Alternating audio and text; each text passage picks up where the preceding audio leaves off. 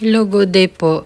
Ito po yung sinasabi ko po no na FB page na laging nasa ads or laging nasa Facebook page or lumalabas lagi sa FB ko na laging na-ads kasi may mga bilihin siyang na mga fruits. Ito tiningnan ko siya no. Yan. Naka-followers lahat pero 66k yung followers niya which is marami po no.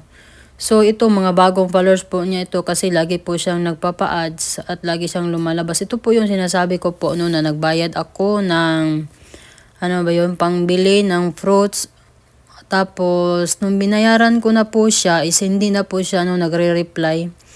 Tapos nung natanggap na po niya yung payment kasi sinend ko siya through online.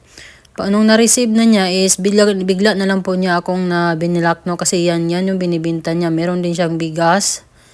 Yan, meron din siyang yan mga fruits tsaka yan iba't ibang klase. Pero yan po no ay mga scam lamang at hindi po yan totoo kaya wag po kayong maniwala. At sila po ay magkaibang lugar po sila no. Marami pong admin niyang ano na yan. Yung page na yan, check nyo po yan dyan, no? Yan sa admin info. Yung unang pag-ano ko po sa kanya is yung unang name niya na created is yan pa po nung naka-Japanese. Pero mula nung nag-send ako ng money sa kanya is binago na po niya yan na po yung English. Japanese food market. So, from Vietnam, 8.